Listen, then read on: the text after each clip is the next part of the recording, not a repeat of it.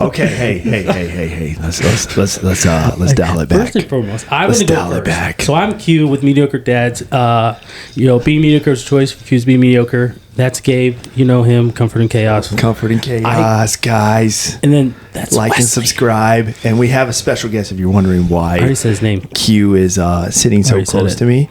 It's because we decided that we have to kind of bank her up in the frame because we have a special guest today. Mr. Wes. What up? Yeah, special Okay, dude, so you guys. made me call him Wesley, and you said Wes. I know him as Wes. I'm going to call him as Wes. Wes is fine. Yeah. My government name is Wesley, but you can call me Wes. Oh, Yes. see, I started using my government name when I started my podcast, and I was like, I'm definitely going to go by Q. So, Yeah, dude, this is what I got to deal with. Yeah, no worries. This is what I gotta deal So with. yeah, Wes. But in the office they call me Bucky. Oh, so okay. either one's Yeah. fine. what I said was clearly irrelevant. So, sorry. No, Okay, continue. hey, but the reason why we brought Wes in here, Wes and I go back a long way. He was one of my soldiers in our past time, and is actually in the current transitioning phase from active duty military to civilian life.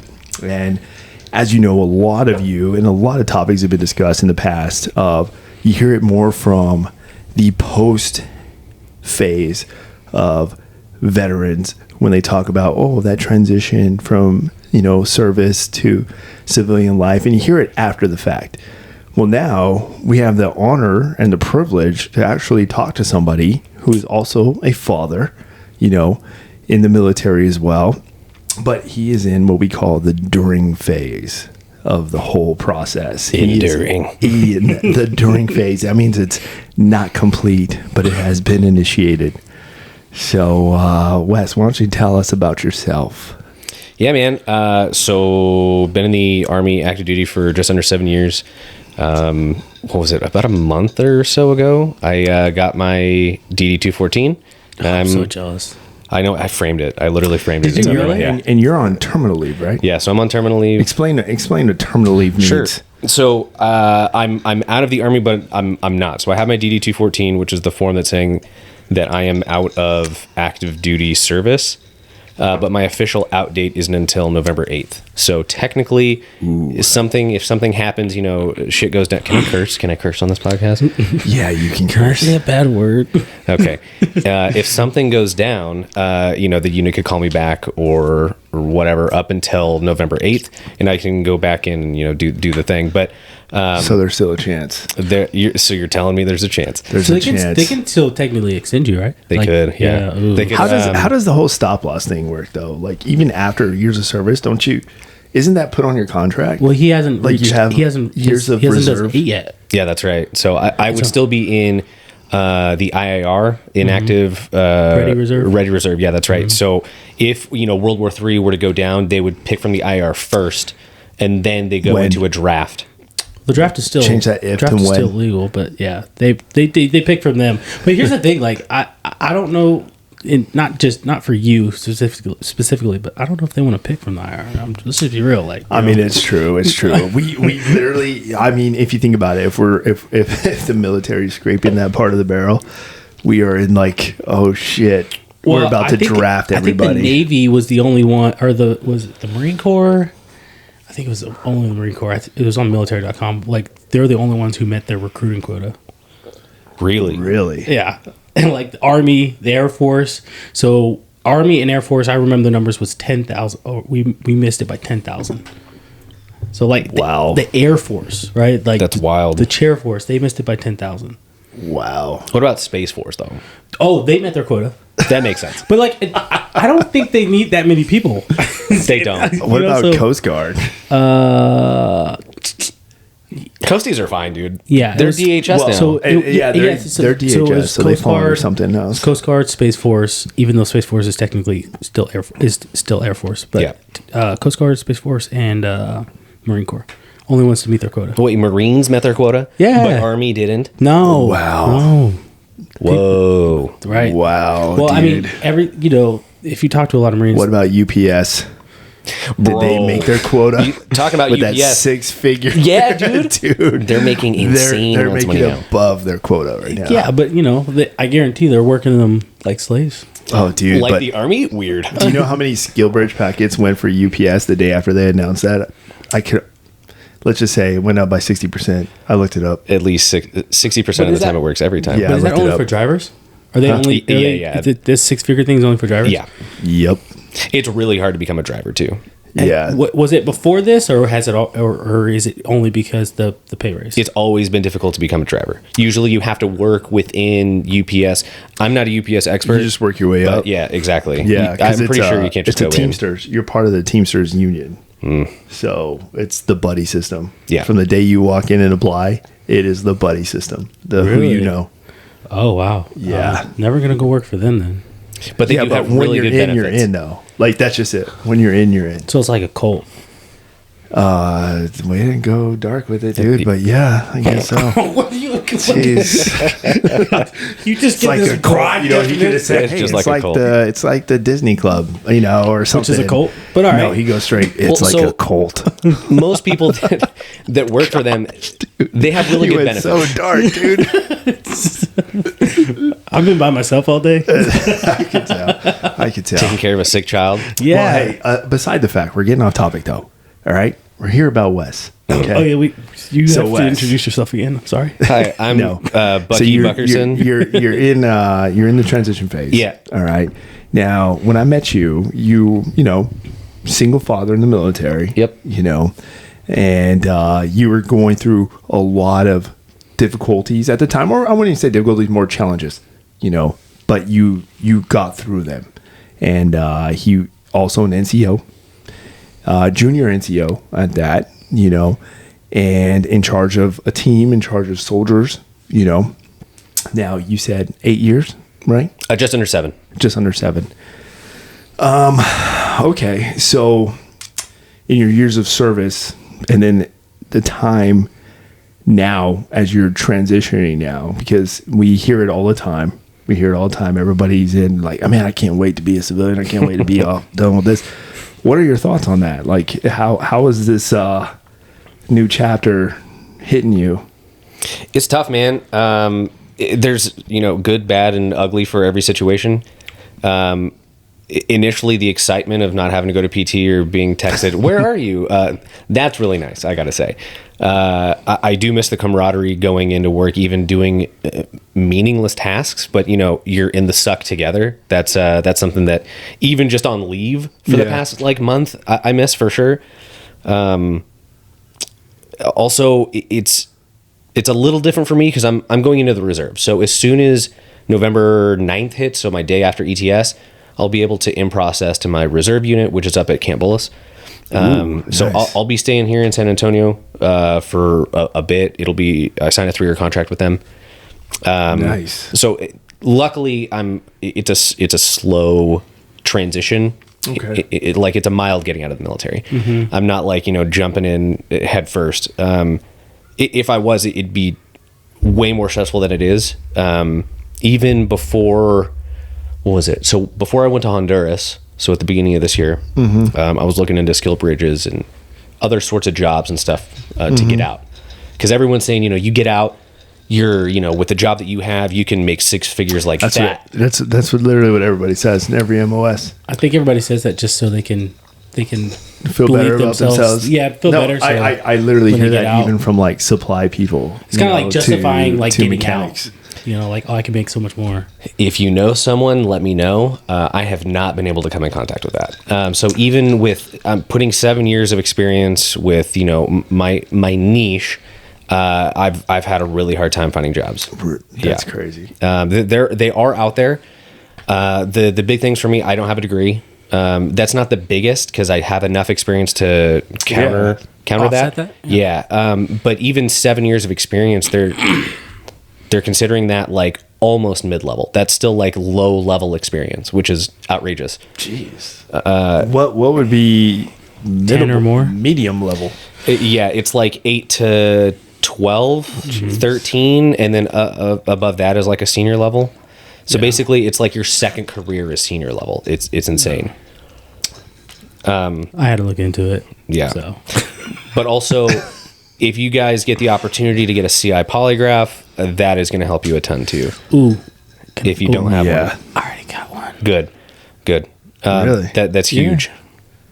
You of all people? The month before. I was gonna say, how the The heck? month before the. This sounds so illegal. Listen, the month before the investigation, This guy is the month sneaky, before the dude. official investigation. Oh yeah, I followed me. Is this what you And did in Kuwait. your cult? And go. Oh wow. Okay, calm down there. But dude, sign me up Wow. because I need a CI polygraph. He needs a CI poly, dude. Hook him up. It's hard to get one. It of those. is. It's Hey, so ridiculously hard. for the viewers who don't know what a CI poly is, what's the best way you can explain that? Sure. In the military, there's different levels of security clearances. If you have a top secret clearance, there's different caveats on top of it. And this isn't like secret stuff. No, But you're fine. You can look this up. You can get so a counterintelligence polygraph, and basically you go and they ask you a bunch of questions to make sure you're not a terrorist or against the United States. That's all it is. Yeah. Yes, and how hard is it to get one of those? So I know it costs a few $1,000s. I'm sure the DoD has their regulations, but you have to have a reason and a mission for it specifically. That's why I got it. I was working with the Marines, and they had one of their missions was required a CI poly. Oh, required. I know we're so important. Hell yeah, but brother. it required a CI poly. So So we important. got the head guy from Germany to come out. Really? But yeah. But Oh, so, for real? Yeah. Dang. Yeah. So and he was saying that there's like. I think he was saying there's less than 100 because they make it very difficult to even become a polygrapher now for the DoD. Oh, there's only so Wow. many of them. Because they have to There's go through, literally only so many. they of have to them. go through SciSac. Yeah, they do have to go through SciSac. Then they one go of to them the. one of them was in my class. Oh really? Dude, I didn't know that. That's wild. Yeah, one of Hey, them was so in my class. He's an he's old over here man too. asking for we were wondering contacts too. He's like and the you're oldest just guy. I was like, he's asking for contacts, and you His can't Frank. hit this buddy up. Shame. Hit this dude up. Hit I'll be Frank a- up. Bro, you know Frankie! what? Low key, I should I should dig through some emails and look him up because he was saying like he was saying like he was like a supervisory up there and is in charge of a team and all kinds of stuff. Yeah, so they're like I said, they're very hard to come by because they have very few of them. yeah, there's only so many. However- he said they're traveling all the time. Yeah, but I think I know a lot of them. He was like, some of them don't want to work; they just collect a paycheck. What? Right? Isn't that the crazy part? You're like, yo, you have this like Dude, this that was niche a of a good job skill, to get into. Just go be a polygrapher. but you gotta go to SciSac. I'm down. Well, so You go back to Huachuca Ugh, as a civilian. gosh. honestly, I wouldn't mind. I would not mind working there. So the whole point of me getting out is to stabilize for my daughter. And you mentioned, I'm Yeah. a single dad. I am engaged. Hi, Cass, part of the Cass and Cass podcast. They'll be up on next. Oh, yeah. So yeah, I've been a single dad for a bit and wanting to stabilize for her. So that's why I'm getting out of active duty and going into the reserve, staying in San Antonio. Nice.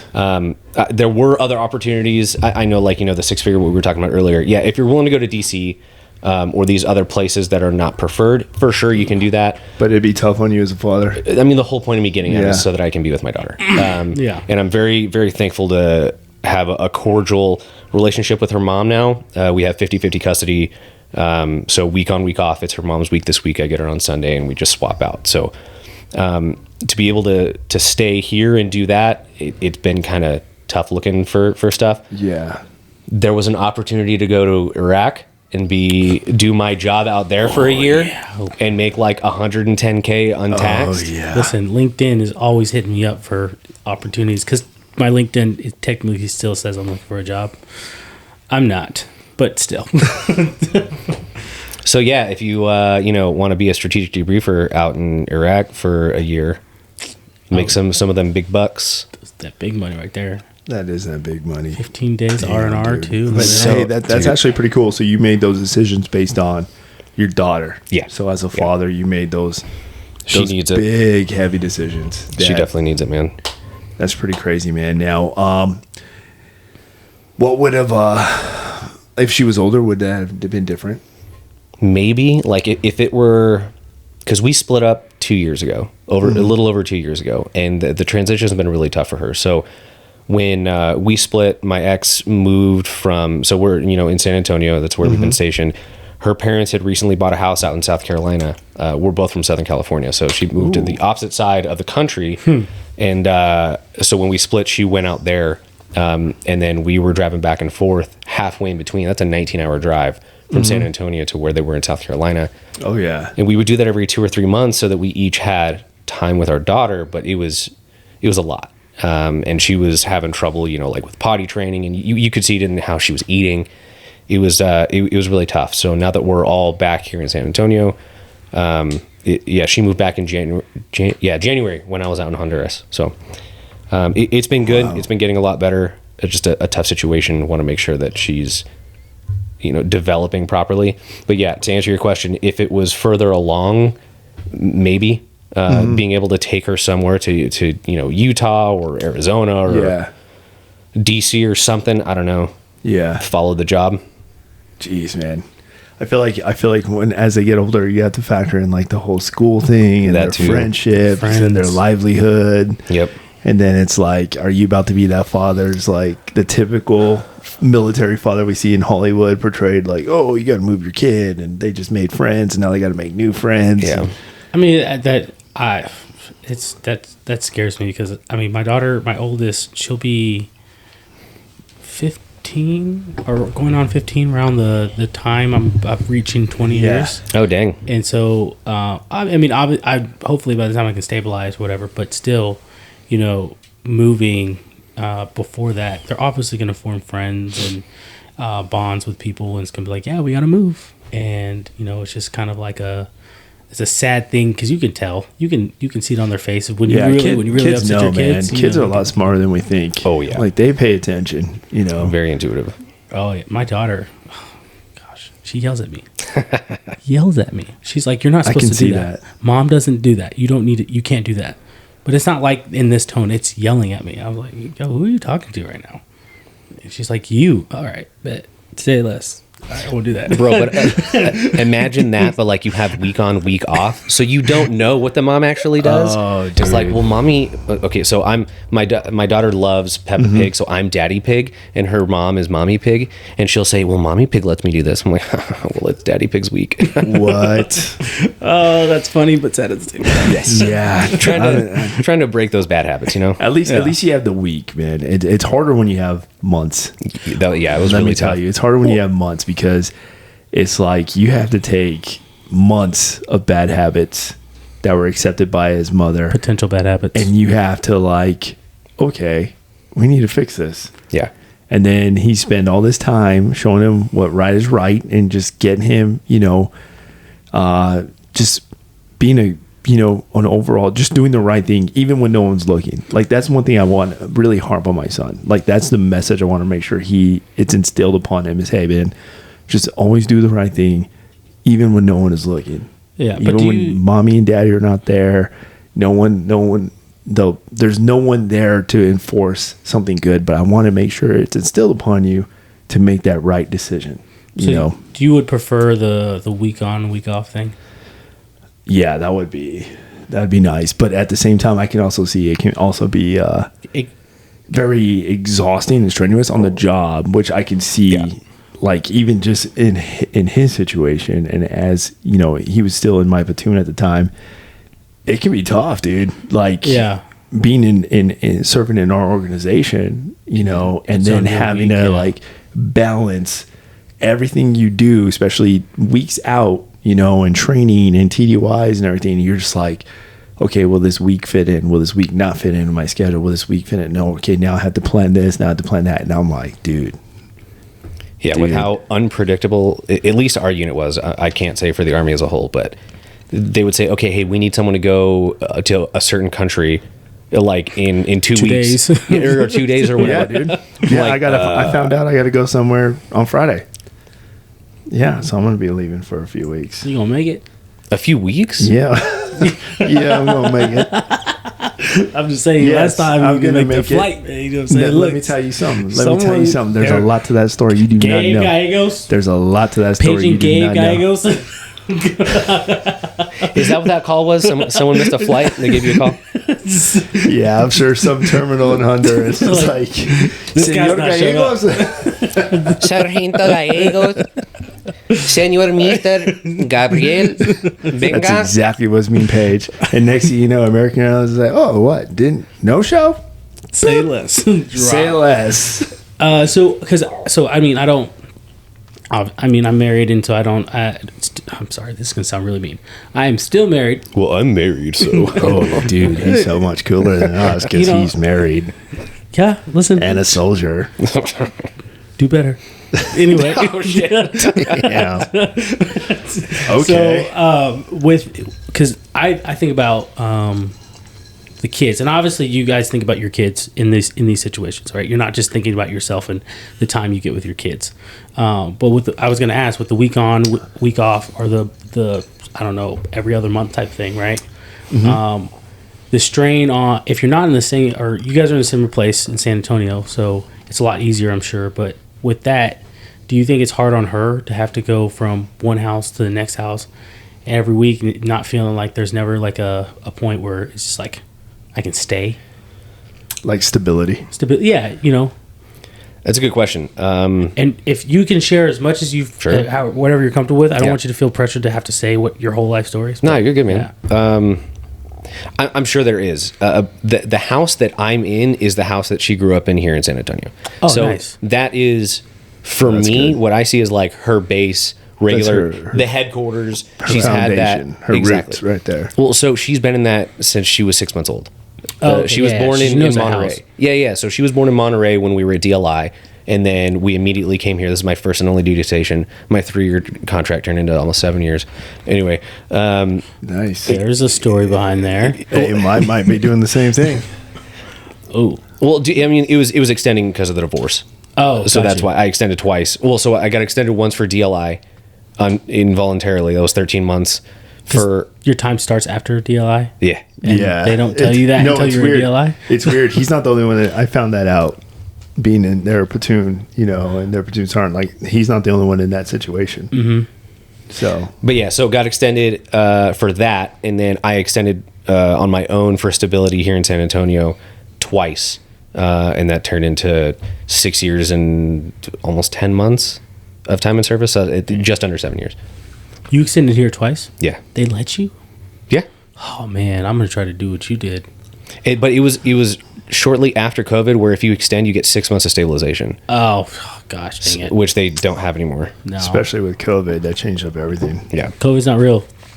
Not real anymore, I should say. Well, I'm sure it would come back. I mean, they got to come up with something for this election. Yeah, they so. got to come up with something. Election time's coming, so they need Swine something. flu. Malaria. I don't know. Some crazy name. Yeah. But yeah, anyway, so Reagan's been. Bleep that out. My daughter's been. Definitely send me a text message, and I will. Yeah. So my daughter's been at this house since she was 6 months old, and so I see that as like that's her base, and then wherever Mommy Pig is. So she's moved. She's had 2 different places since she's been here. One was in like a really bad spot, so I'm glad that she is where she is now. And then she goes to a school by that area. A really good school district, really good people. So yeah, I think she's doing well. She seems to. I mean, she's so freaking outgoing, dude. Yeah. That's first legit. day. That's legit. The first day of school, she said, Daddy Pig, I'm going to be shy. And then as soon as we walk up, we're waiting in line to register. Hi, and then she like says her name and goes up and hugs people and is like, Daddy Pig, can I that's good. dance? And yeah. Oh, that's good. awesome. Yeah, She's a future Disney star right there. Dude, I love her to death. She's got that. She needs to be in drama class when she gets older. Dude, I'm gonna get her into something. I was actually just talking to a buddy, yesterday about like our kids and stuff. And I need to get her into like soccer, gymnastics, or ballet. Yes. Gymnastics. Oh my Yes. gosh, my daughter loves gymnastics. The power of sports, man. Yep. I'm telling you. She won't do soccer though. My daughter won't do soccer. She's such a weirdo. She won't do soccer. Well, I mean, give her some time. We signed her up for soccer, and she was the kid I'll tell- standing in the middle of the field crying. I was like, bro, what I'll are tell you doing? you one thing. I'll tell you one thing that I've learned with kids. All right, and I've learned a lot with my son. Is they will never want to do something, but the minute they see their father doing it, it's like they kind of like, okay, now it's something that's on their radar now. Yeah. Well, No matter if it's working out, if it's playing sports. If I bring my son to the gym and he sees me pick up that, like, if I hand him a basketball, he's like, be like, I'm like, yeah, go shoot. He's not a Noah team. But if I tell him, sit right here, he sees his dad pick up that ball. He goes out there with like a group of guys and play some pickup games, and he sees his dad out there. Then all of a sudden, now I see him picking up that ball, and he's bouncing it, dribbling it, and now he's like, okay, let's go. This is interesting. And now he's into it. Yeah. You know? Well, I tried to, so her coach, she teach him these drills. So we'd go home, and before bed, I was like, hey, we're going to do drills. You know what I'm saying? I'm thinking like I'm freaking Serena Williams' dad or something right here. I was like, yeah, we're going to do drills. All right, let's practice. And for the first like 2 weeks, it was good, right? She would do it. After that, she was like, no, I don't want to do that. I'm good. I'm tired. I'm tired, Dad. I'm tired. And I'm like, all right, bro, I guess we're going to bed. And then we didn't even go to the last 2 games because she just stood there. She loved gymnastics, though.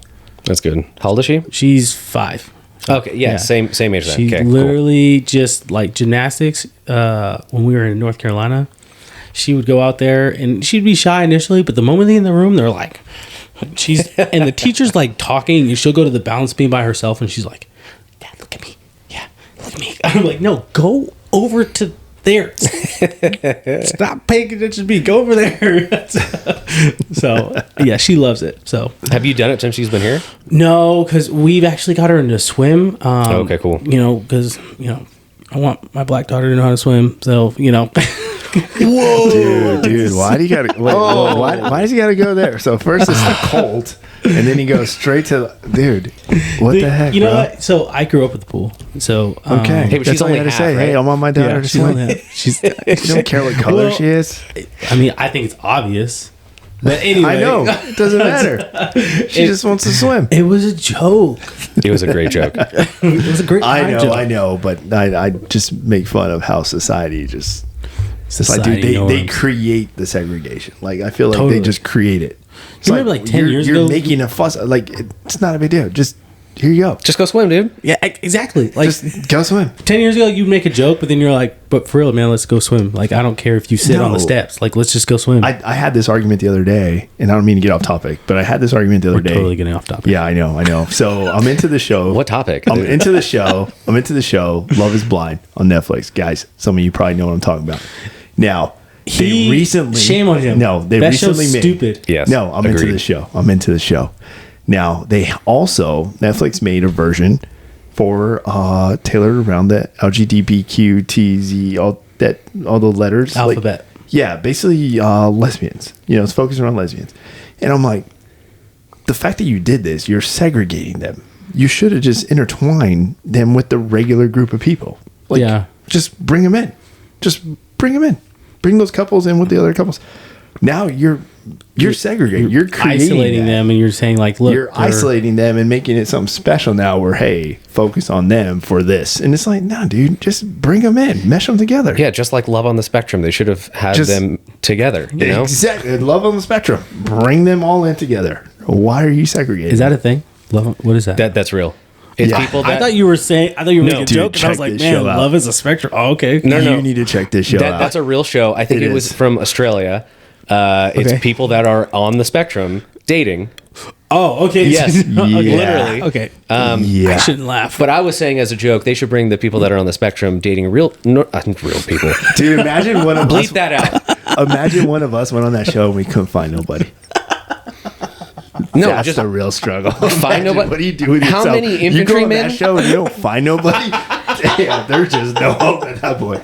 Like, where do you go after that? Bro, but you know how... You know how happy You're they setting would those be? people up, dude. What do they do if they don't find nobody on that show? They would be happy just to be on TV, bro.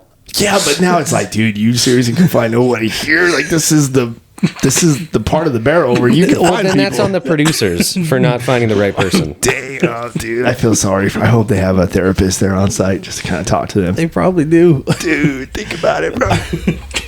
Imagine I went on that show and I couldn't find nobody. Leaving. I got booted first episode.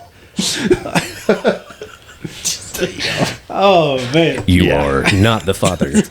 Okay. Let's dial it back. Anyway, serious question I was trying to ask, right? Yeah, serious question. So like, I asked because when I said, like I said, with the week on week off or the monthly thing, Yeah. Selfishly, if I were in your guys' position, I would want to do the week on week off thing. That's what I would want to do. However, but as from looking in, I would want what would give her or my kids the best stability, right? So if that meant, hey, you got to spend X amount of months or even say school year with mom and then I get summer, okay, that's going to hurt. I'm going to miss a lot of things and it's going to suck. But if that gives you the stability where your friends are, whatever the case might be, then that's what I care about, right? Because I want my kids, if I were in that position, I want my kids to be happy, and I want where their friends are, where they offer stability the most. I want that for them. Because when I was a kid, I was moving all the time. My dad was in the military, but he flew for the airlines, and we moved all the time. And so it was very easy or very normal for me just to kind of be like, yep, I made friends here, but I'm out. Peace out. It was good knowing you guys. And just kind of moving on, But I understand, kids today or in this generation, that's hard for them, right? To really form a relationship, a bond with somebody else and be like, hey man, we got to go now. But tell your friend you see him maybe never, right? So I don't know. That's why I ask. No, I totally get what you're saying. For me, that was something that I was struggling with, making sure that she is stable and happy and whatnot. Luckily, she's young enough to where those relationships haven't really formed because she's 5. Yeah. So my thing is I can't control who my ex is dating. Yep. And that's a big part of she needs a strong father figure. Yeah. And I know I can give that to her. And she needs her dad. 100%. Yes, 100%. There's other parts of things that we've gone through that we can talk offline about that make me want to do the week on, week off. But to make sure that she's taken care of. Yeah. Got you. No, I like you said. Yeah, dude. I know what that's all like. Trust me. And I feel like as a father, it hits you even more when it's your son. There's just something about it. There really is. And we've discussed this before. It's been the toughest form of chaos in my life that I've had to really deal with is the fact that being separated, from my son and knowing that eventually another man is going to be able to wake up and start his day and end his day with my son. Yep. That's my blood, it hits hard. It definitely hits hard. It's an internal battle, and you sit there and you wrestle with like, oh yeah, because if it's bound to happen.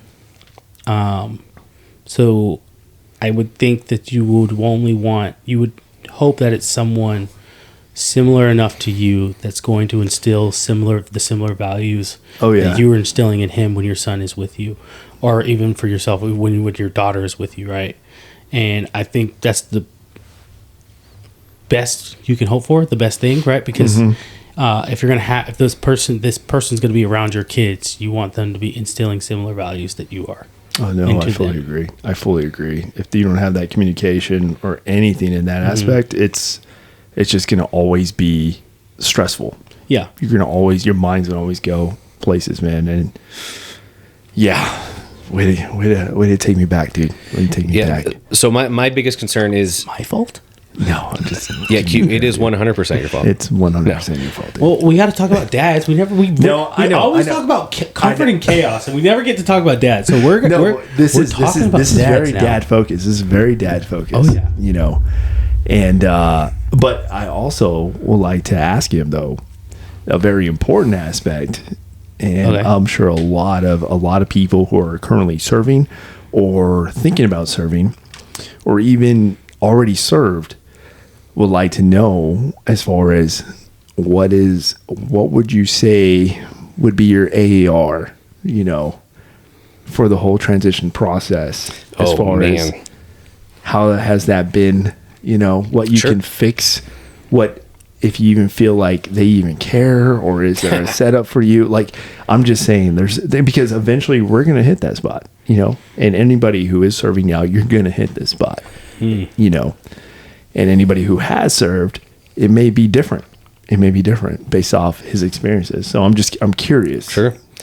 There's a lot. So there's a lot of different facets to getting out, and there's way more than I realized going through the physical process. One is, and I'm sure y'all have heard it, y'all have been in longer than I have, make sure that everything is documented medically. Yes. Mental health, physical health, whatever it is, something small, go frequent and often, so that there's that paper trail. Because if the paper trail is not there, you're very unlikely to get paid for it on the outside.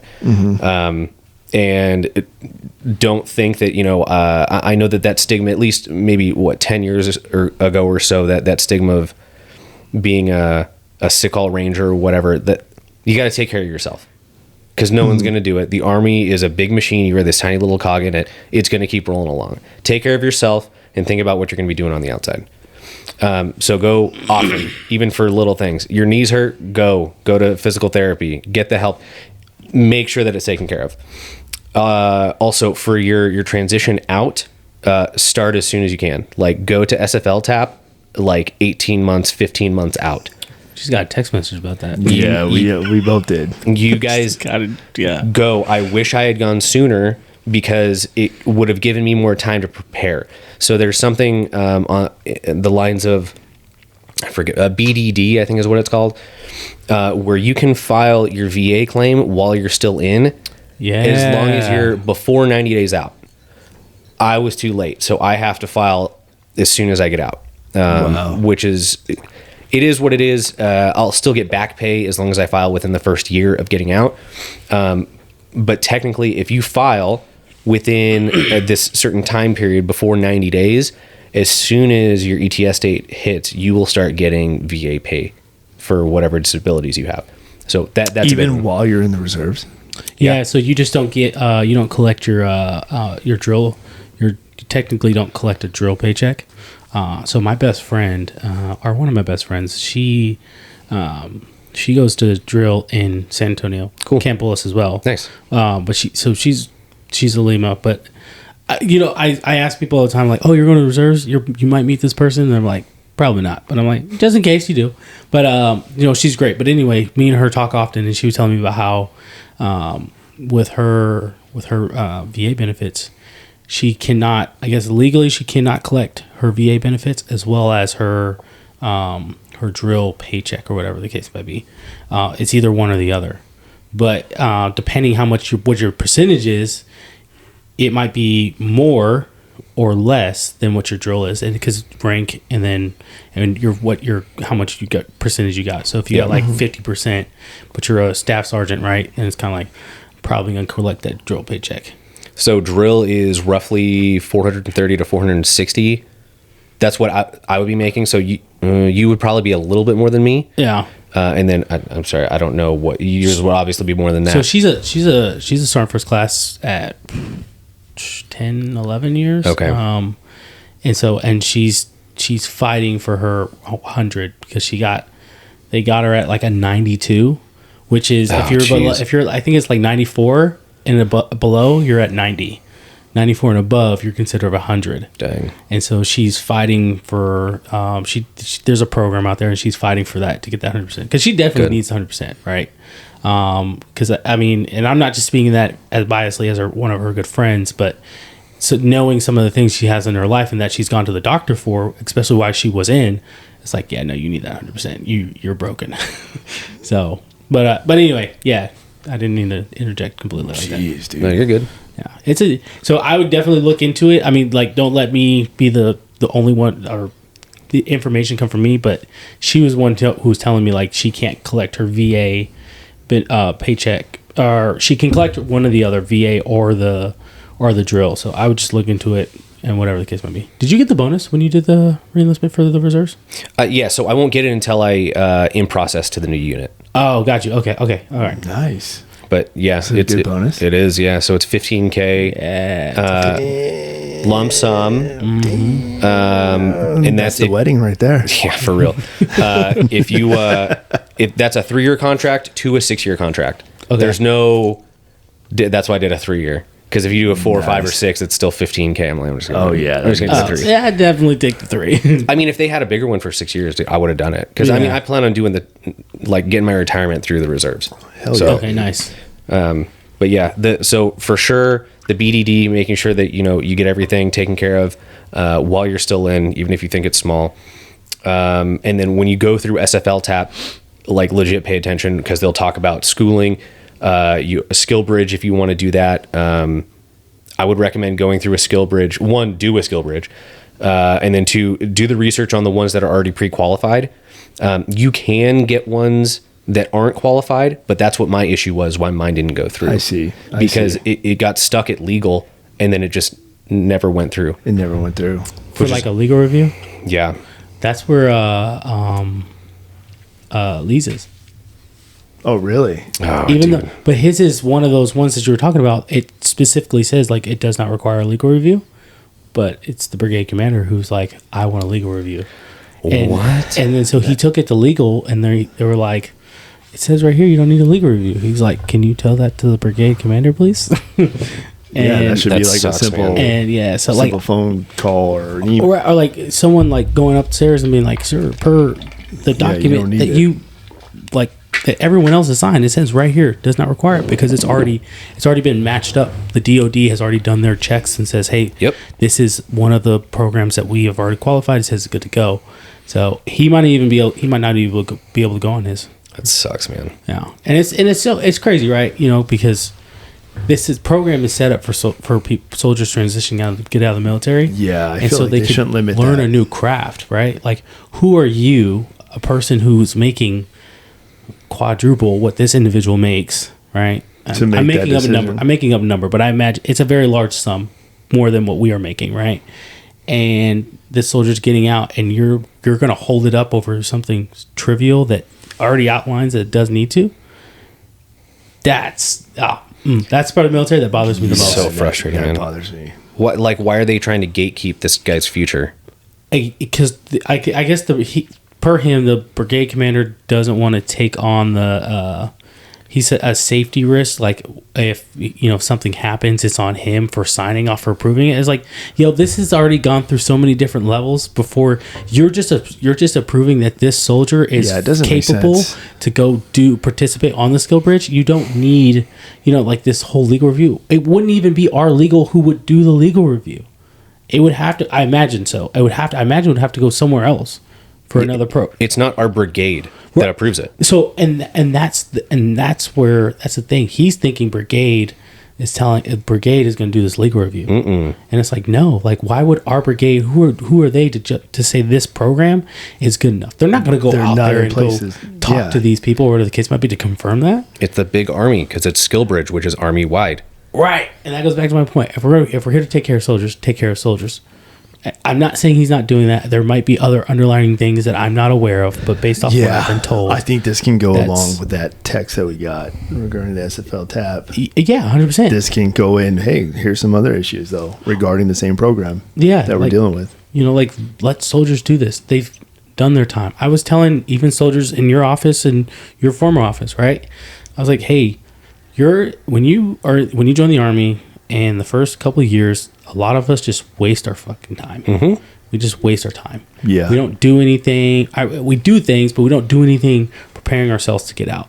And so I'm at this point where I tell soldiers, like, hey man, you want to stay in? Cool, stay in. You want to get out? Cool, get out. However, every day that you spend in the army is a day you're preparing for the day you get out. Mm-hmm. So whether that's you have a goal in mind, you have a why, you have whatever it is you want to do. Every day you're here, prepare to do that. And it can be something small. You can say, hey, I filled out this paperwork today, and that's going to help me do this. I'm one class closer to earning my degree. Whatever it is, right? But you're preparing for the day that you get out. Because a lot of us get to the freaking finish line, and we're like, and we're already like, ooh, I made a bad choice. I got to go back. You know what I mean? And then you start like, oh, now I got to start game planning. And it's like, no, game planning started years ago. That's why I re-enlisted. When the very first re-enlistment, I was in Afghanistan, and it was January of 2017, and I'm sitting in my office, and I was like, and my boss is like, hey, He's like, what are you gonna do? Gonna get in or get out? Or not get in, but are you gonna stay in or get out? And I was like, I'm getting out. I'm gonna go be a state trooper. Right, Texas State Trooper. That's what I want to do. Ooh. And so I went on to do that too. I'm on the website. I was on the website, and I was like, I have to wait until beginning of February, and that's where the window opened for people to start putting their applications in, going all this. I'm like, Army, freaking, I'm good to go. Well, I started overthinking, thinking about it. I was like, I actually don't have any of these meet these prerequisites. I'm like, I'm not good enough. So I psyched myself out. I was like, yep, sign another contract. Because I was like, I'm not prepared. And I haven't been preparing for this moment as other people have. There was a dude who's been preparing. He's like, I've been talking to state troopers for the last 2 years. So they know my name. They're familiar with who I am. Even though I just started my application, but I've been talking to them in contact, learning the things I need to learn, acquiring the skills I need to acquire to prepare for that. So that's my spiel. Prepare for the day you get out, because a lot of us, especially in our beginning years, don't do that before it's too late. Next thing you know, we're signing contracts and we don't want to. Jeez, dude. So, yeah, I definitely agree. Like, yeah, it's even a lot to think about. Going through tuition assistance and just taking like a class. yeah, I wish I had done that, because I still don't have my degree. And so if you don't, or even if you have the ability to take classes, do it. That'd be huge. Your associates from Coaches? I have all the credits from The it, credits. but I haven't put them together yet. Oh, okay, yeah. I mean, because I have the associates, and some people are like, "Oh, you have a degree." I was like, "I have an associate's degree," but yeah, I do, but it's just whatever. But I was telling all the soldiers, because when they offered that program, I'm pretty sure they still offer it, even when you go to ALC. They were like, pay $60 and all the credits that you would get, whatever, can go towards a coach's college associate's degree. And there were people who were like, nah, I'm good. I was like, do you not have $60? Because I'll pay the $60 for you. Yeah. If it's a matter of $60, I'll pay for that $60. Nah, I just don't want it. That's a really dumb decision. I'm telling you right now, like, you need to. They're giving you guys. You have to take. You take 3 classes. If you have 0 college, you would have to take theoretically 3 or 4 classes, and that's your math, English. So 2 English classes, 2 math classes, and 1 history class. So 5, right? Mm-hmm. And you have an associate's degree, and that's more than what a lot of people could say. You know what I mean? So like, why not jump on this opportunity? If it's a matter of $60, again, I will pay the $60. I have a credit card. I will swipe that motherfucker if I need to. Like, I'll pay that $60 so you can have that. But people were like, no, I'm good. I couldn't believe it. Shocked. I was like, why? Yeah, that's wild. ALC, I still paid the $60 even though I already had the associate degree to get the additional 11 credits. Didn't need it, but I still pay for it. I was like, just in case. Yeah, it's good to have, man. Yeah, so. But people don't want to do that. I don't know. Yeah, same thing. So at DLI, you have the opportunity to take whatever class that you took and put that towards an associate's as well. So same thing, you just need those 5 classes or whatever, and you can have an associate's degree in that language. That's wow. And so, the crazy thing, most of these kids though that join the Army now, most of them have done like a year or so of college, so they have most of their but their basic college classes out of the way already. So it's a matter of like, hey, you're gonna go do DLI, ALC, or whatever it is, or your AIT, right? Mm-hmm. You're gonna do it anyway, and you're gonna pass. So like, why not like hop on that available opportunity? When I was first joined, and this was tuition assistance, I wasn't gonna go to school. And one of my NCOs, she was like, the Army gives you $4,500 a fiscal year, not a year, a fiscal year, and you're telling me you're not going to go to school? I was like, no. She's like, you're stupid. Straight up. She's like, you're stupid. Well, it also depends on the job, though, because I'll tell you straight up, my first MOS, you didn't have time, dude. You literally didn't have time, and if you wanted to advance in your career as a scout, you needed to apply yourself towards all these Army schools, the training, the deployments. I mean, you had to put yourself out there. You're moving up from a driver to a gunner to having your own gun truck, being a TC, to working your way up to senior scout. Like, you're working your way up, and you have to, it takes time. It does. Yeah. It does. And it's to the point where, okay, do you even care about your personal life? Do you care about what you do at home? Or are you going to always just be on, hey, no attention to your significant other, no attention to, oh, this is it, this is what I'm doing, and then boom, wake up the next morning, do this and this, and then come back home and repeat and just keep it going, where there's no time for nothing. Yeah. No time for nothing. And then next thing you know, oh, we're deploying, or hey, we got to go over here, we got to go rotation over here, we're gonna be gone for a month, be gone for 2 months. Yeah, life happens, man. It's tough. And it is tough, but I'll tell you how, if the Army cared to change that, is raise the pay incentive based off the educational platform that you can apply to your resume or to your ERB. Well, but they don't do that. If you raise it based off of the level of education, you have. Because if you think about it this way, you know how many much officers are we making? Think about it this way. You got not officers. So check this out. So okay, I like it. So you got senior NCOs. All right, let's just put it this way. You got senior NCOs who have college, have the experience, have the operational experience, have the multiple deployment rotations, training experience, training certifications, and yet a brand new officer who has zero all of that, but just this 4-year degree, and went to OCS or went to basic training, went to their little officer with ABOIC or whatever, and then boom, they're in this job, and they're automatically getting paid more than you, but yet they know nothing of what you know. Nothing. They see a slide and they don't know what that is, and they need help updating it. This is why I'm commissioning. No, but and that's what I'm saying. But yet we're the ones who have to update that slide. We're the ones who have to interpret that. We're the ones who have to plan and coordinate. We're the ones who do. And it's like, dude, okay, raise that freaking pay. No, I agree. So I think me and you talked about this during the middle of the week. Like, imagine what would happen in the Army, right? Because think about it, like we were talking about earlier, the Army missed their quota by 10,000. But imagine what would happen if you said, hey, we're going to raise the pay scale, and it's going to be a reasonable raise, right? Obviously inflation, all those things, but just taking away inflation and all that outside stuff, and it's just say it's a normal year in the Army, if you will, and raising that pay where it's a reasonable pay where, I don't know, a sergeant first class who has, say, over 12 or 10 to 12 years is making $90,000 to $100,000 a year. You're basically an expert at your craft, right? You're supposed to be. Yeah. Right? You're supposed to be some form of SME at your craft. So why not pay them accordingly? That would make the most sense, because now that incentivizes people of like, oh, not only do I want to be an expert at my craft, but I want to make the paycheck that goes along with it. Yep. And this is why so many people, especially in Intel, want to go warrant, because they're like, oh, they get out. I want to go, yeah, or they get out because I want to go, I want to make more money and blah blah blah, and whatever your reason is, that's fine, right? I get that, but still, we could keep so many good people if we had more incentivization to stay. I don't even know if that's a word, but I'm using it.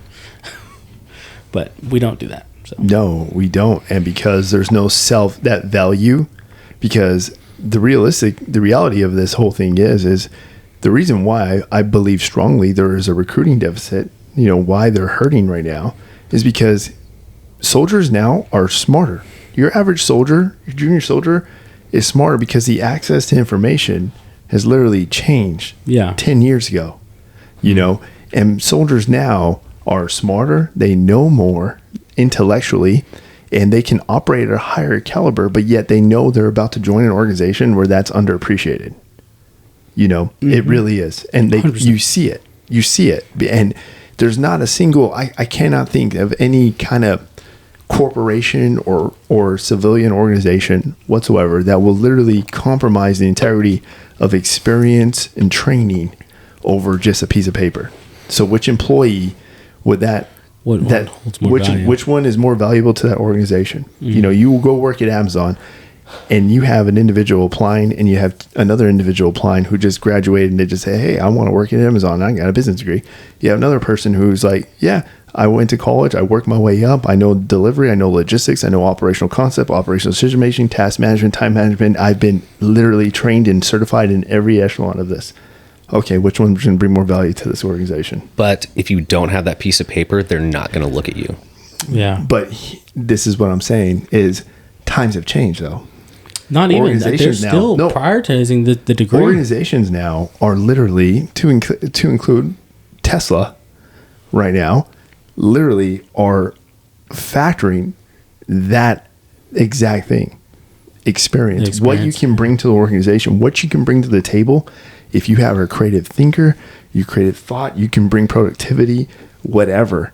They're going to wave you higher than, say, the person with the degree who has zero creativity, zero operational concept at all. But okay, think about it. But we're in that time because anybody can get information. You know, literally, you can get somebody like, let's say, Mr. Beast. Okay. Someone like Mr. Beast. No, I'm dead serious. Someone like Mr. Beast. I guarantee... I don't even know if he even has a college degree. I don't even know that. I don't know. I think he started college, but he never finished because he got big when I guarantee YouTube when he was in college. I guarantee you that guy, CEOs and billionaires are going to answer his text if he calls them. They're not going to be like, well, I'm not going to talk to you because you don't have a degree. They're not going to. But because it's what he brings to the table. That's a little bit. Yeah, but I know, but at the same time, it's because they know the way he thinks, the way his mind, the way he is, the way he operates, what he can bring to the table. Can't teach that. But if we're talking about entry level people where, yes, there's someone that has 4 years of experience or a 4-year degree, I agree. It should be the experience because they know their ass from a hole in the ground. But especially in the military. Yes. But when you're out in the workforce and you're sending out that resume, the 90% of the people don't get past that first. Well, it's because it goes through a system and it's a computer that looks at it.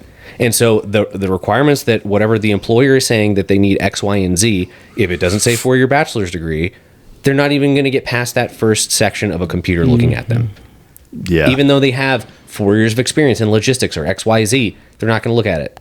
But even then, as from a business perspective, right, it would be cheaper for me to hire the guy with the 4-year degree than with the guy with the 4 years of experience, because ultimately that might require if you have 4 years of experience, right, that may be you don't no longer fall in that entry level, right, because you have experience.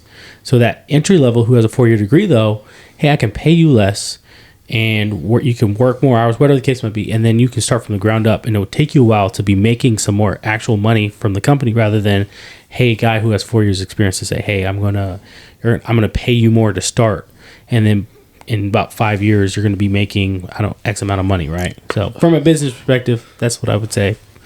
Obviously, yeah, I think about that because I like business, but still, nonetheless, I guess I'm just, I'm really fighting for the soldiers here. Well, from a people's perspective, right, 100%, I'm with you, right? Like, I get that, and we want more money. Yeah, give us more money. I'm tired of like having to pick up officer slack without the pay. Like, I'll take Pelosi's freaking list of where she's putting all her stocks. I'll just take that.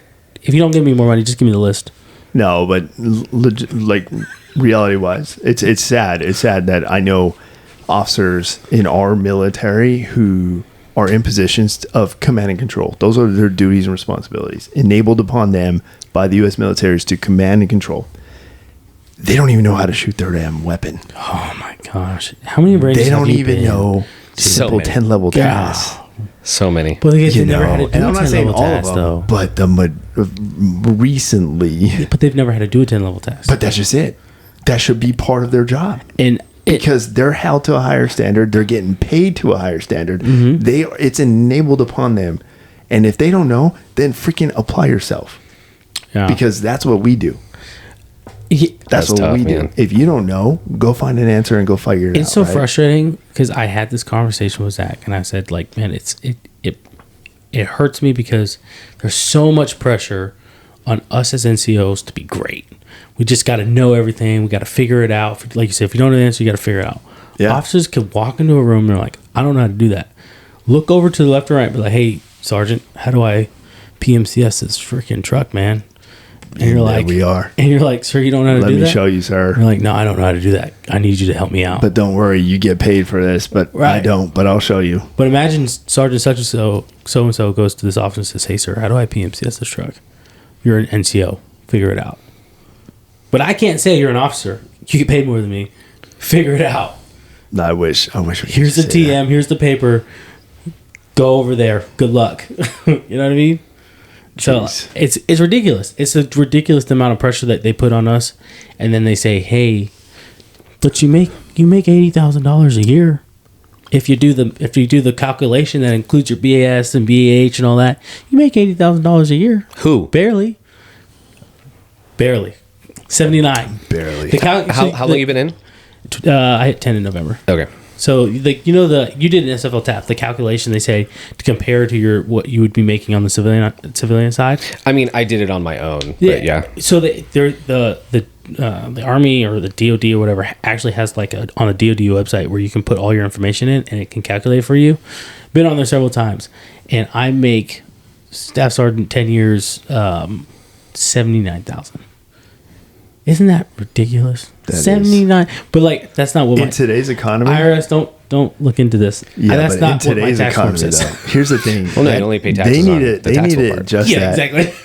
They obviously need to adjust that in today's economy because, like I said, they're not hitting the mark. But let me ask you this question then. I'm gonna play devil's advocate, and this is for both of you. So they adjust that now, and they say, "Hey, you're right. We need to be paying you guys more, especially due to the economy and inflation." Does that mean though, when things get good, do they lower it? No. Okay, so then what is a reasonable increase to say, like, even when things are good, we're not just like freaking like, taking money from the government essentially. Well, I would say they have to make sure they provide a decent justification. And I mean, where are you outsourcing this money towards? And where have you outsourced the previous money towards? Like who is getting the money? $223 million a day to Ukraine, I think, right? Exactly. You're looking at an investment in national security here. You're looking at an investment in a climate where right now national security internationally is a primary focus. Yeah. And it should be.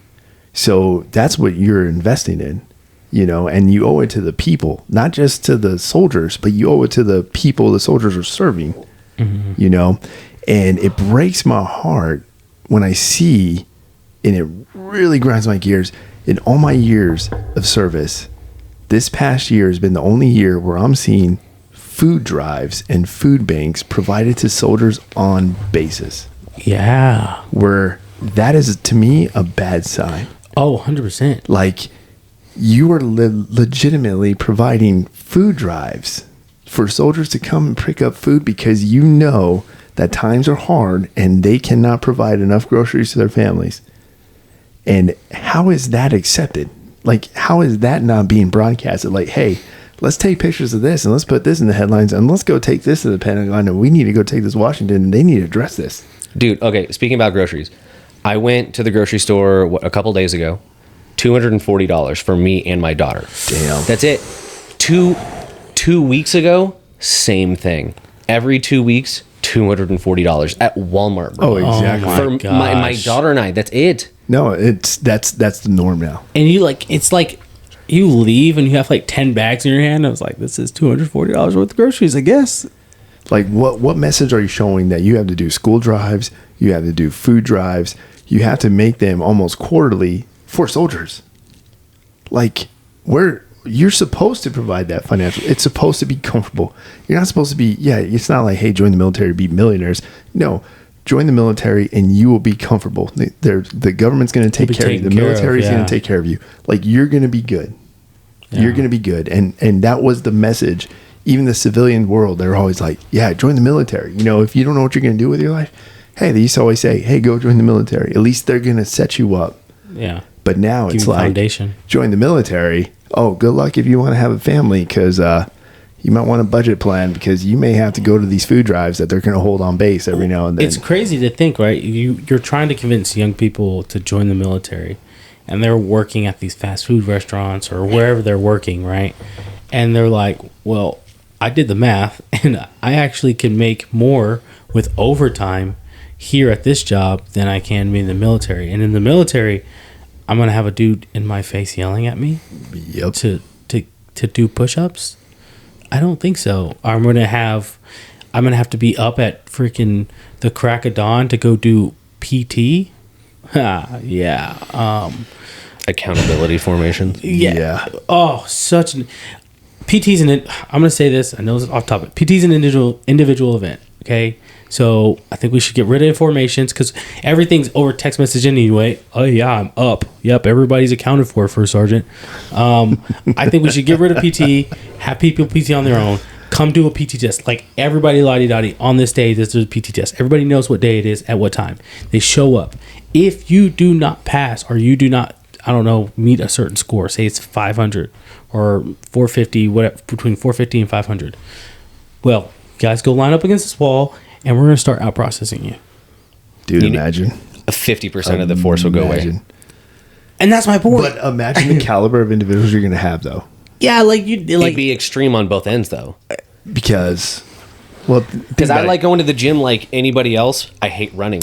But sure. Think about it. The ACFT is literally like, there's people who don't even train, but they can pass. That's me. Hey. Yeah. You know what I'm saying? Like, but you still get a good score. And I imagine. Like 520. See, that's better than you're I'm getting 497. You know, and that's all that's required. I don't care, but you're going to meet the expectation that's required of you. Now, if you did not pass, you got to legit almost work at not passing. Like, you got to not apply yourself whatsoever. You got to just not care. Or a single leg tuck. Oh my gosh. I was so mad when the Army was like, yeah, we're doing planks. Why? Because I think there was a study that came out, and I think they found out about 90% of the women, or 94% across the force were failing the ACFT because of the leg tuck. And I was like, as unfortunate as that is, we are supposed to be a military who's supposed to be effective. Mm-hmm. And so, in my opinion, and this is across the world, as a person, as an individual, you should be at least able to do at least 3 push-ups or pull-ups. You're lifting your own body. They're your arms. You hold them up. That's what I'm saying. Like, you're lifting your own body. If you cannot do 3 pull-ups to lift your own body up, well, 3 pull-ups, guys. You heard it first. Which one do I press? You heard it from Q. You heard it from Q. I'm just saying, like, so I just get so upset because I'm just like, I'm not saying go be freaking David Goggins and break the freaking world pull-up record. All I'm saying is being able to lift your body, be functional with your body, right? Once you lower the standards, it's the caliber changes. Yeah, you're lowering the standard so that it's more inclusive. Yeah, but we're not supposed to be. It's a standard. Actually, you know what's funny too is Joe Rogan actually just recently had a quote on one of his podcasts. He said himself, hey, I don't care about how diverse the military is. I care more about their effectivity against the enemy. Yep. And that should be the primary concern or the focus for the military. It shouldn't be the diverse realm. It should be, hey, how effective are you against the enemy? Well, how effective are you in war? Yeah, so like, why not? Like, you don't want the freaking... And he was spot on. The weak bodies. The weak bodies. Okay, so we all worked in the same place. We've all walked down those hallways, and we've all seen some of those individuals. And I'm just like, you look like... Dude, I couldn't go to war with you. Right?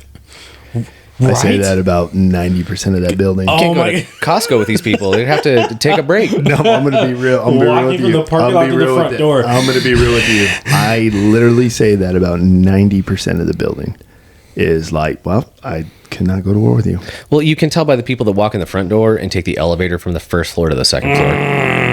Oh man, you know what? Well, first of all, let's Like this guy right here. Let's Every backtrack day. that. Let's backtrack that. About This that. guy takes the Because elevator let me from tell the you, first floor to the second floor the reason every why, day. The reason why is because it's quick access to my phone, and I know I got to shoot out a bunch of signal messages. Yeah, They're just yeah, a yeah. lot Sure, easier. no, I get it. You never skip late It's a day, right, my lot guy? easier. It's a lot Show me easier. those calves, man. Hey, I still train, bro. I still train. We'll go down there after this. We'll take the camera and everything. We'll move down there. I got to, the house, Yeah, The way my bank account works. my bed. Yeah. I'm tired. I got to run 8 miles tomorrow. So Why? Well, good luck.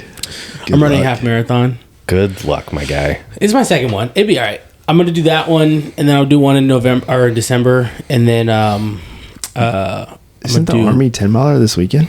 It is. Ugh. They wanted me to go run the virtual one and be like, go run 10 miles. There's only 2 more miles. I'm like, no. A virtual? Yeah. So you run by yourself. That's so lame, And dude. it's so It's not COVID anymore, bro. Right? They all do it. I'm like, no, it's stupid. Why would I do a virtual 10 miler just to go run 10 miles? I'm good. I'm gonna show up to the actual event or not do it at all. So, and guess what? I'm not doing it at all. Sleep sounds way better. Yeah. I don't like think about it now. I'm hating it, but whenever it is, I get to mile 4 or 5, and I'm like, I'm about to. Well, come I'm over about and to work out with kill me this tomorrow. one. After my 8 miles. Yeah. No, before. You got a carbo load, my Or guy. before, dude. Yeah, you're insane. Before. I'm not gonna lie to you, man. After my runs, I might as well be a freaking couch potato. I'm not good for anything. I just feel like I don't know why I'm doing it. Like during, I'm like, I want to kill everything and I want to destroy this run. I see someone in front of me, I'm like, you're freaking slow. I'm about to pass you. Oh, dude, that's the best motivation. Yeah, dude. There's this dude. He was running. I love it. He was looking rough. Especially when they're way younger than you and Oh. you're just like, wow, you suck. He was definitely younger I'm than me. passing you. I'm old enough to be your dad. Exactly. And but okay. So here's How the do you present feel part. about So yourself? I'm not buddy. that. But then I have to walk at my end of after PT. I walk towards my truck and make sure no one sees me. I'm like, oh, I need to ice my shit. I need to recover now. Well, you know the crazy part is that like I will get to mile like 6 or 7. I'm like I'm walking 1 mile and then I'm gonna finish right. I remember you in the river. Let me tell you. Tell This me. chick came by, bro. Skinny. She's a runner. She had all the gear. She's a runner, right? She had the socks and everything, and she's just okay. So you know when you're in the gym, you see a power lifter and they're doing powerlifting shit, and you're like, okay, they fit the thing. You can tell they know what they're doing, Yeah. right? Or a bodybuilder. She fit the mold. She was running just like, and we get to this hill part, and me, I'm like. I'm walking. She literally, I kid you not, like I start walking, she passes me, she goes, stares at me, and looks back up. This dude on the bike comes to spin around the corner. She's just like, and just passes me, and I'm just like, all right, What'd you calm say? down. Like, hey, it must be nice to weigh 80 pounds. Well, like in my mind, I'm like, yeah, cool. Look at me. That's always my excuse. I'm like, look at my frame. Look at yours. Well, but then you okay, could- try then- running with this weight. Bench press twice of her. 100%. But when you're out there doing running events, they're like, you did this to yourself. You should be like me. And I'm Hey, like, but it's really good for you. And it's really good for your heart. That's what they say. But like I said, like afterwards, I hate every bit of it, bro. I was on my tailgate of my truck, just like laying there like this, and some lady walks by me, and she like stares at me. I'm like, you don't know what I just did. I hurt right now, and you're just like staring at me. She's probably like, And aren't she you just got supposed to be done good at walking. running? She just got done walking. It was not the same lady. It was just a different lady. She just got done walking, and I know she did because I passed her 2 times. Anyway, I'm off my tirade. Sorry, fat bodies. Some people are fat bodies. Hey, you know what? We'll get ready to wrap it up here, but we gotta wrap it up asking Wesley the big question. I have a question first. Oh, okay, go for it. I hope it's your question. Let's see, go for it. When you do the dishes. No, it's not my question, Okay, cool. but I know where you're going here. We solved this one. No, we didn't. solved this No, one. we didn't. No, we didn't. Cass and Cass, you're going to answer this question The too. Cass and Cass podcast up next. When We'll be right back. You do the dishes. Do you wash the dishes before you put them in the dishwasher, or you just put them in the dishwasher? I rinse them off. What, I don't wash. Thank you. Define rinse. So like that's what I said. You rinse them off. So like if there's crumbs, or like if I have eggs in the yolk, or if there's maple syrup, I don't want the dishwasher to have to do all of it. So I rinse off 3-4 seconds in hot water, and then I put it in. Oh no, you filthy animal! No, Filthy it's animal. normal. Dude, that is you wash normal. it, you clean we it. discovered I got this a last night. That sponge. is No, no, no. normal. I got a sponge. I clean This it, guy and is then I literally put it doing in the double work. dishwasher. No, Why dude. are you okay? What's You're the point already of a washing them. Why are you dishwasher? putting them in there? Not all dishwashers are the same. That's one. Number two. Oh my gosh, this guy. That's Dude, how you're this is supposed what to happened do it. last time. So this is what I said. Look, if I find any floaties in here, it's because of you. Because you don't know. You're not, dude. Because I rinse How'd them she do the thoroughly. dishes? I rinse them thoroughly. I do the dishes. I rinse them thoroughly, and then I put them in the dishwasher. I do the dishes, not you. She cooks, I clean. Oh, nice. He what? He will scrap the dishes. See, you do It it. depends. It depends on what it is. So like oatmeal, I don't want, because oatmeal turns into concrete if you leave it out. So I don't want concrete. Facts. So I make sure I rinse that off. But if it's like small stuff like crumbs or whatever, Well, I'm not gonna. I guess I will. I don't know. I wash it. So this is how I was taught to do dishes. You put some soap and water in the dish on one of the sides of the sinks, and you wash it off or whatever, and then you put it in the dishwasher. well, then you should just put it in a drying. Dude, that's so counterintuitive. Like, why would you? That's double work. So the dishwasher does sanitize it because of the heat. Exactly. But it gets also so hot washes in it with the there. detergent. Listen, there's You nothing must you have. say. I'm there's nothing questioning you what say type to of me. dishwasher you have. You must have It's a something sucky that just- dishwasher. I don't know what it is, man. you My might wife have doesn't some like kind it.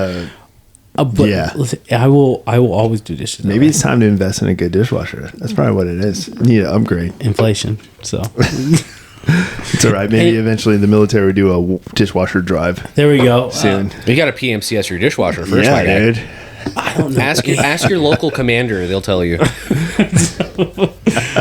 I'm just saying that's how you're supposed to wash dishes. I believe I'm still right. But anyway, you can go ask your question now. Okay, my question, dude, is more on the serious side.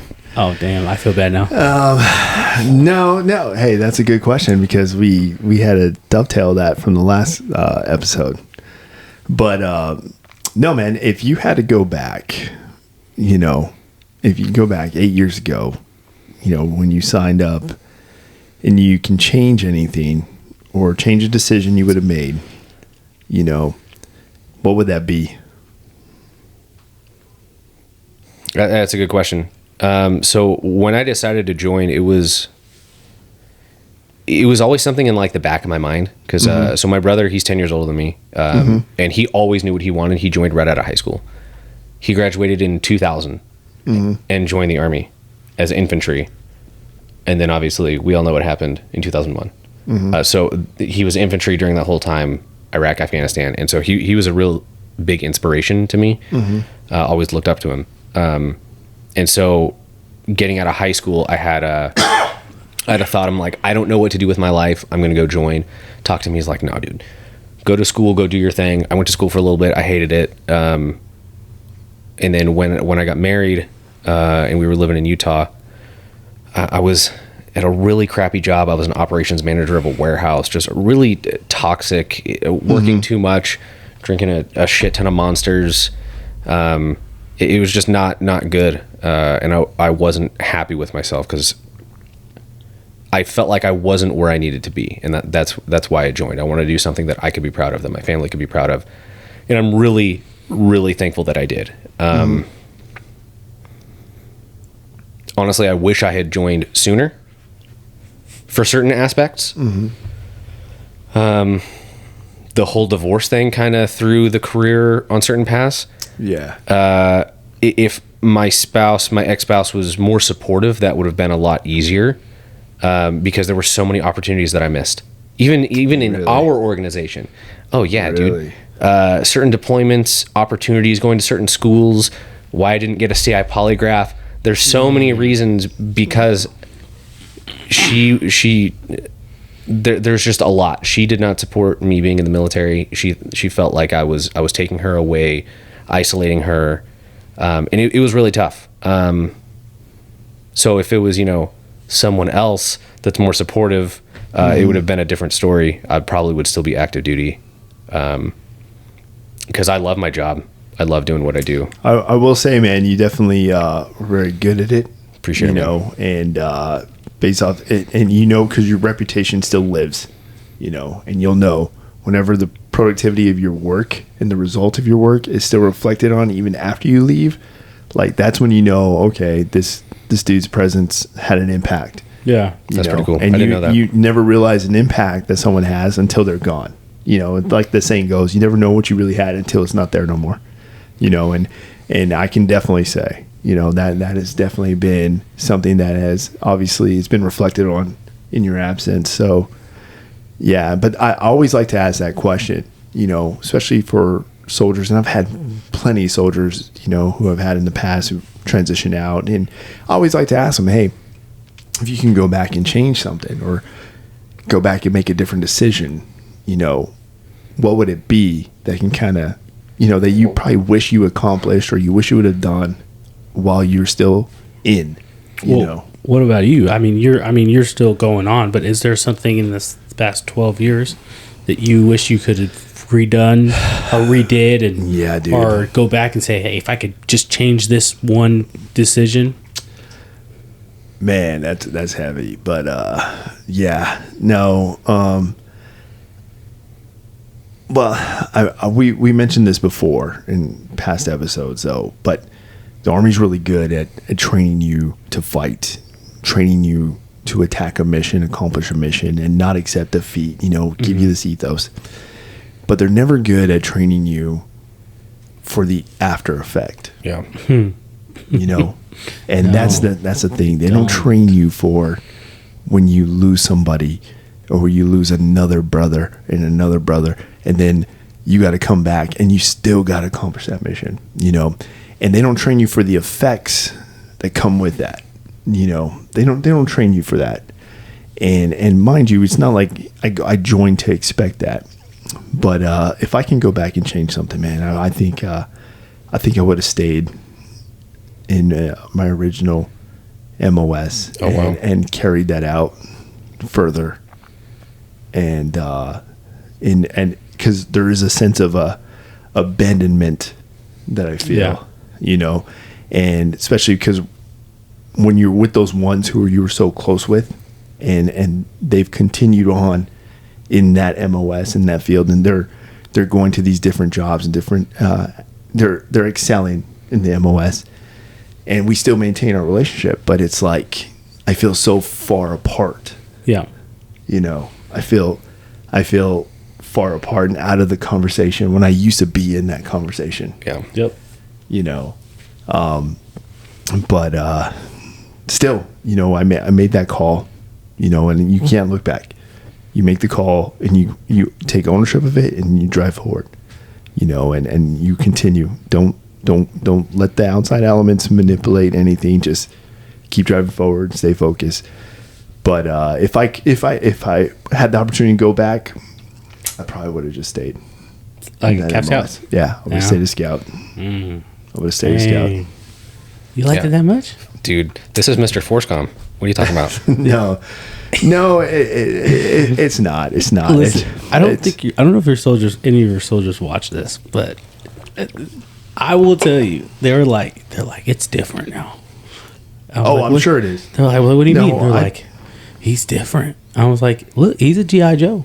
I'm gonna tell y'all right now. I was like, don't come in here thinking you could get away with the 5 o'clock shadow. He will know. He will. It's the first thing he will see. Bro, I got on people for that. And well, I mean, I did. not just. I mean, I'm just got giving on, an example, but like, you know what I mean? Like, yeah, like I was like, I got on a staff he sergeant will see last it. week for He that. will see it, and you will. People will think like he's not seeing it because he's not saying anything. No. He's just planning on how he's going to approach you about it. And they're like, it's different. And I was like, yeah. I was like, it's what y'all need. It's And discipline, yeah. bro. Yeah, I was like, well, that's a whole entire conversation because a lot of these INSCOM disciplines like how dare you bring that up? Coming up next week on the Cast podcast. It's like, how dare you bring up discipline? No, but I will tell you this. And I say this all the time, as a leadership development speech to anybody who's coming up within the leadership ranks, or they're going to be an NCO. And I said this to Greenspan. You know, Yeah. I was very honored when he reached out to me and said, "Hey, man, I would love for you to come out and open up my promotion ceremony." That's awesome. And I was like, "Dude, you don't even got to ask, man. I'll be there. Just let me know what time and what place." Who pinned him? You know, Baker. Nice. But but I told him, you know, when I shook his hand, I pulled him to the side and I said, "Hey, man, remember this. You're going to be the leader that they need, not the leader that they want. Just remember that. Throughout your career, even when you become an officer or wherever you go, you be the leader that they need, not the leader that they want." If you learn that early on, oh my gosh, you'll be so successful. Exactly. And that was the type of mentorship that I came up with in the scout world. That I would, and I'm very thankful that I had that foundational upbringing, because it's what made me who I am.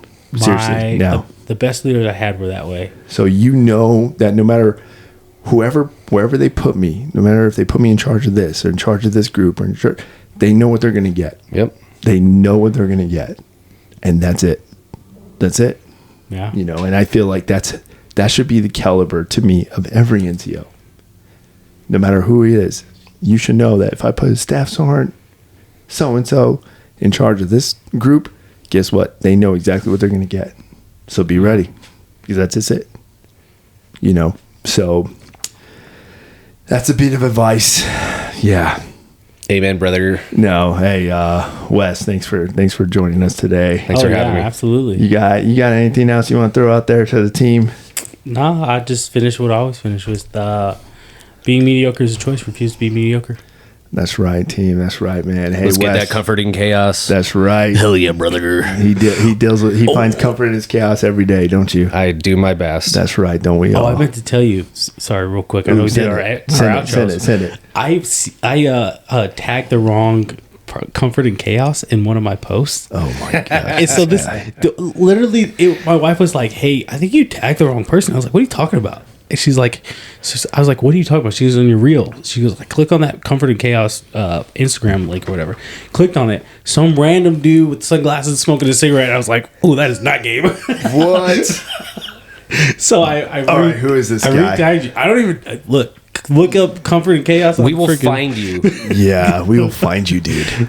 We will find you. So it's my fault. But anyway, that's all. No, it's all good. Hey, thank you guys for tuning in. I appreciate that. You got Mediocre Dads to my right, Comfort and Chaos here, guys. Like and subscribe. And you got Wesley here. Dude, you got any plugs you want to throw out there? Sure. Yeah, I haven't streamed in a bit, but Bucky LXIX Dude. on Twitch. Yes. You need to get that going again. Someday I'll get back on. But yeah, follow me Instagram, Twitch, stream, play the Vigi games. There you go, guys. And for those of you who are serving, hey, if they got any questions, are they able to like DM you or anybody? Hey, follow him, shoot him a DM, guys, and hit him up if you got questions and you're transitioning out or even trying to get in and you got questions. Yep. Hit us all up and along with him. Absolutely. All right. Out. Hey, thank you guys. Out. Up next at 11 o'clock, the Cast podcast.